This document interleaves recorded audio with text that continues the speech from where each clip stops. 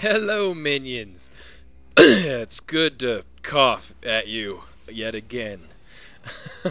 um, I wanted to make this video because I haven't made a video in a while, and because I wanted to talk to you a little bit about Battlefield, and also a little bit, now that I think about it, about what I'm going to do to get back to recording in-game chat on my PlayStation 4. So let's start there. On the way that the PlayStation 4 is set up, and I believe I've mentioned this briefly in other videos, but we'll cover it a little more in depth here. Unlike the Xbox 360, and I have no idea about the Xbox One right now, the Xbox 360 has an option to where when you're in party chat, you can make the chat audio go either through your headset, or through the television, or through both. Now, what that advantage is for me is because I like to record live gameplays, live gameplay commentary, so party chat, right? I like to record what I'm saying and what my friends are saying. Excuse me. That has always been a feature that I've had on, and I've always found very useful. Because by playing it through the television, my PVR was able to record it. Now I'm on my live game reportable. But the PlayStation 4, on the other hand, excuse me, man, my throat, ooh. On the PlayStation 4, on the floor, maybe I should just slow this down. The PlayStation 4, on the other hand, it does not have that option currently. Hopefully they'll add it at some point. But for now, what that means is I can't record in-game chat. And as you guys may have seen on my Grand Theft Auto 5 videos, when I got my new recording device and my video camera died in the flood that I used to use for recording my live audio, right? When that died and the new microphone I got, or actually it's really the microphone I've had for commentaries that I started using for recording, it doesn't work as well, right? Because it's not intended to pick up as high a quality audio unless it's strapped to your head, and I can't strap it to my head when I'm playing video games because I have my other headset, right? So that's been an issue, but like on Grand Theft Auto, I could still record party chat just fine because that worked the same as I always had. Well, PlayStation 4, both of those are problems now, right? So I had the lower quality chat audio from me, and the inability to record party chat audio. So that's where I'm at, right? I've come up with a couple of things. Well, one thing I want to try, which is about 4 or 5 different audio cables that I'm gonna work together. So basically, what I'm gonna do is I'll have my I got my Turtle Beach headset, my X11s, right? It doesn't, you know, I guess it kind of does rely on those. But basically, the way it's gonna work is I'm gonna take the audio output from my Turtle Beaches, right, which is both the which has got the chat audio in from the controller, right, and it's got the chat audio out from my headset. So I've got a cable set up that I think is going to do what I need it to do, where I can capture the audio from the game that's trying to go to my headset, right? So I can take that, I can get a hold of that audio signal, and I can mix it with the audio I can get from my Turtle Beach headset, which is trying to go back into the controller, right? So as it's trying to go back in and talk to my party, I can split that out and capture that, and then let it go back into the controller as well. And then I can take those two outputs and run them through my old mixer that I use to mix my live chat audio with the game audio before, and that should allow me to get a clear audio channel that is just chat, which is going to be completely new for me. So it should only have my chat and the chat audio from my party.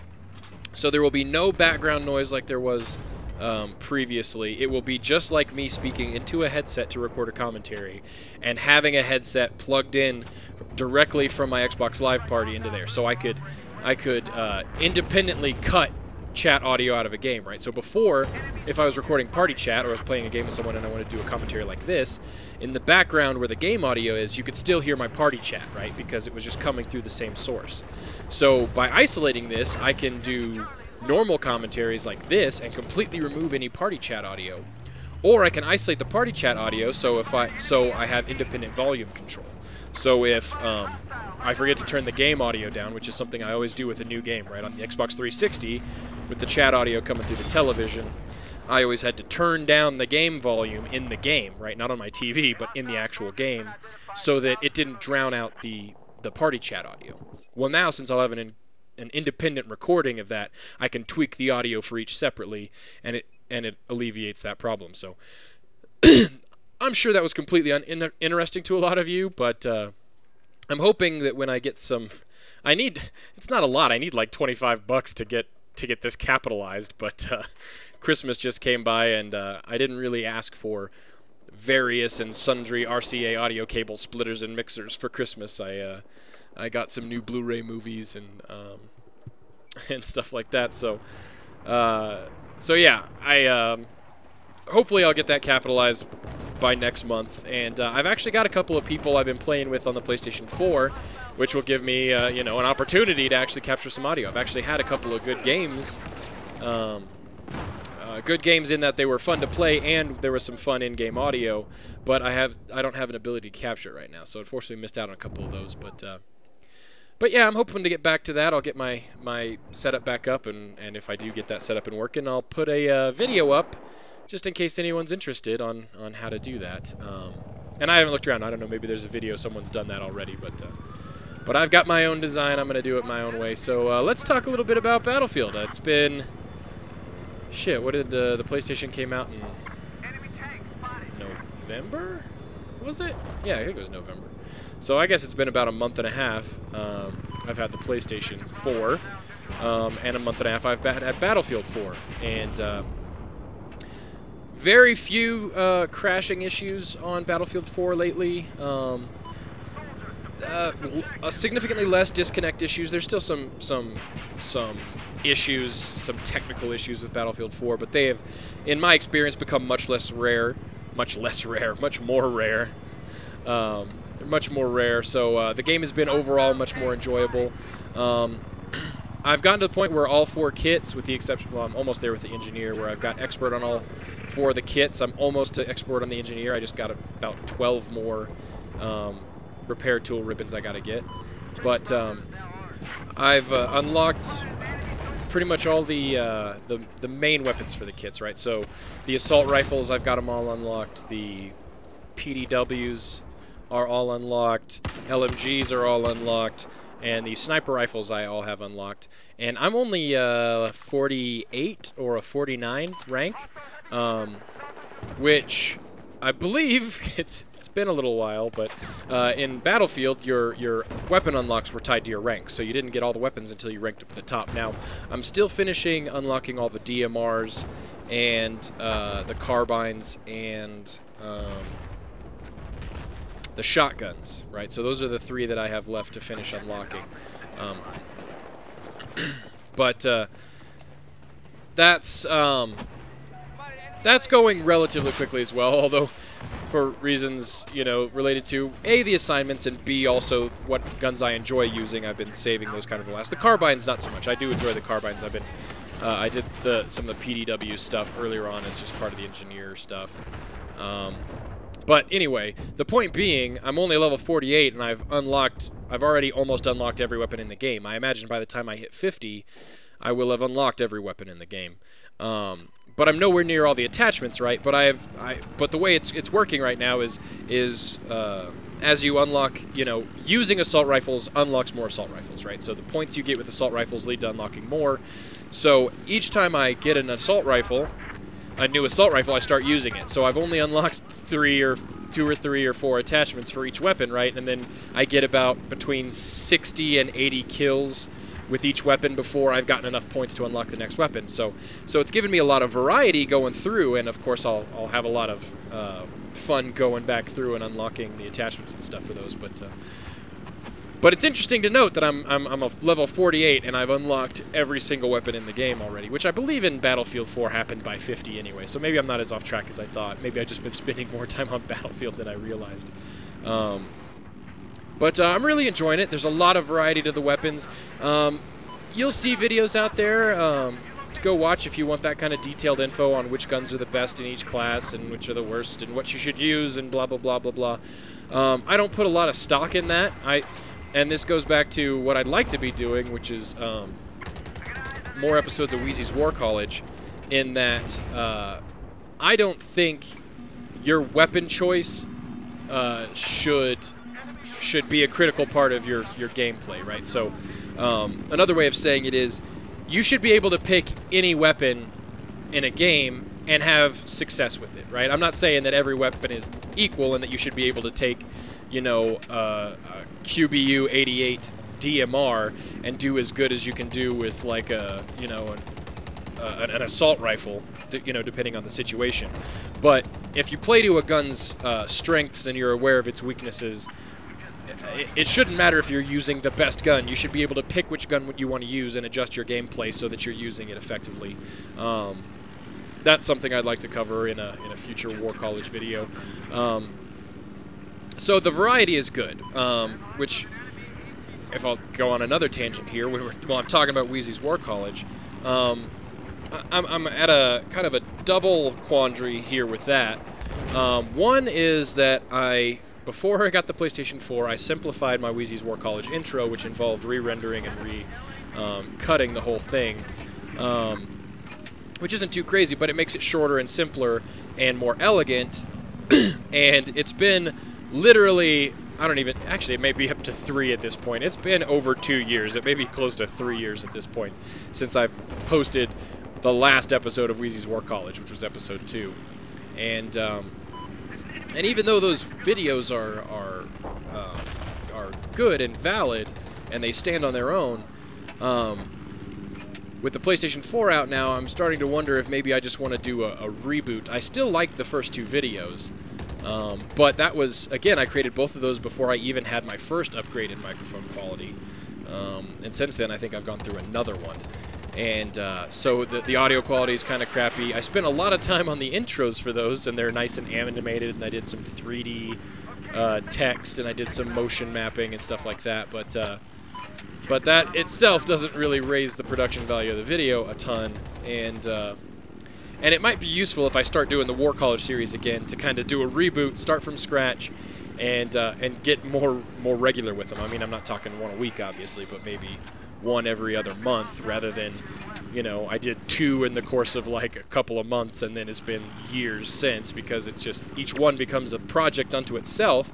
So even though I've got a lot of clips captured, you know, putting them all together, cutting those clips down to the right size, organizing them in a way that makes sense for the video, you know, and then the whole production process, right? Those War College videos have a higher production level than my average video, so it requires more time input to get them to the quality level I want, which, as I've mentioned, going on further review back to my first 2 videos, even though I liked the content of them, the quality of them isn't quite what I think I am capable of now. But here comes the other rub of that, which is that I'm still not really capable, or not really wanting to, do the War College videos now, because I'd like to do them on the new consoles with the, you know, the updated graphics. That's not as, you know, that's not an important part of it, right? But basically, I'm playing on the PS4 now. Oh, here's a good. If you guys aren't using the straw, you should be. I'm going to do a video on that, which will be coming out pretty soon. But basically, you know, I don't have, you know, this is the only shooter I have right now for the PlayStation 4. I'm not going to get Ghosts, which I have no desire to play, just to do an episode of Wheezy's War College.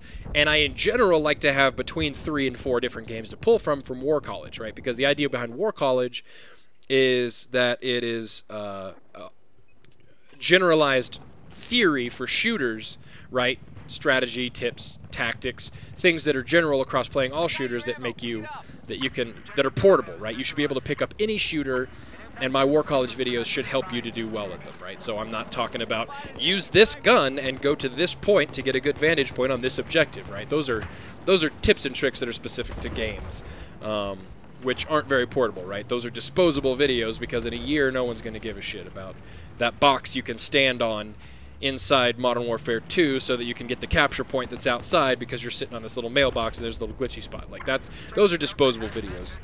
The War College will stand the test of time. I don't mean that to be like these will be the greatest videos ever, but they won't become outdated. So if you go back and watch episode 1 and 2 of War College, even though those videos are 2 or 3 years old, the tactics and the tips in those are portable to Battlefield 4. You can go watch those videos and do better at Battlefield 4 today. So again, I'm kind of thinking about I want to reboot the whole series and not just start episode 3 years later, and especially with people joining in, you know, I don't even know how many subscribers I've gotten in the last 2 years. It's not a ton. I've been pretty stable for a while now. But, you know, it might be good to bump the quality on those, but for that to happen, I need more intriguing shooters. Destiny will be a good candidate when it comes out, although it will be more futuristic, which I'm not as big a fan of. Like, not including Halo in the series is kind of intentional because Halo plays very differently from your average shooter, where tactics aren't as important as controlling power weapons. But anyway, I digress. I'd like to get back to that. I'm going to need a little more variety in games to be able to do that, or maybe a big desire to create the videos that'll cause me to go back to my 360 games and play them some more. I did capture a lot of clips for episode 3 out of Black Ops 2 and Battlefield 3, but since I didn't put that together, and again, I don't want to go back to it, so that's kind of where I'm at there. It may take, and unfortunately, it kind of puts us back on the bandwidth of months to years, right before there's enough shooters out on PS4 to be able to do those exclusively. But maybe I do have Counter-Strike Source on Steam, so maybe I could include some Steam games, you know, and throw those in there. And who knows, maybe I'll throw back to that. But I don't know what kind of input you guys have as far as the War College. You probably have stopped listening to me rambling at this point, but if you're to this point and you've got some feedback on War College, do you think I should do a reboot and do the whole thing fresh and higher quality, better quality audio, and maybe I could even do a little more scripting, so that it's a little less off the cuff, although it is, you know, I do work to basically points, but without scripting it so it doesn't sound canned, right? Feedback from you guys is always appreciated. I know it's been a little slow on the channel, so the feedback has kind of died down. You know, that's kind of where I'm thinking about for that. I'd like to be able to capture my in-game audio again. I'd like to get the War College going back up. But that gets me back to what will be a lot of my focus, which is I'm going to try and get more Battlefield 4 tips and tricks videos up.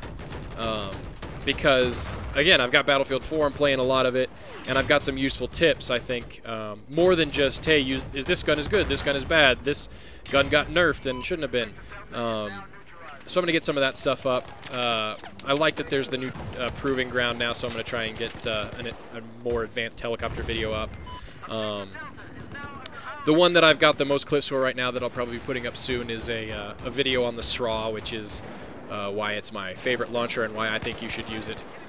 You saw a clip of that earlier in this video. It's great for vehicles, and it's even really good for helicopters if you can catch them hovering. So yeah, that's kind of an update on where I'm at with Battlefield and the channel in general. Yeah, a little bit of Conquest there. I've been playing a little bit more Conquest recently. I went through Obliteration for the Obliteration Tips and Tricks video, played some Rush. I'm really enjoying the core game modes in Battlefield. I really think those are kind of the 3 core game modes for Battlefield right now, and I'm enjoying all of them. Obliteration even more than Rush, which is surprising, and it's mostly because I'm not a fan of the way that Rush plays in Battlefield 4 on these maps, more than it is the fact that I like Obliteration just in general better than Rush. I think I would go back to Rush if the maps played a little bit better for Rush, but they're not bad. They're a little scattered, but this got an invitation. This is AJ Sox, or A24 fan, who's one of the guys I've been playing with, although I haven't hopped in a party with him yet. And he invited me to one here, but I had to stop to have dinner with the kids. But anyway, random aside, I hope you guys enjoyed. I'll talk to you later. Peace!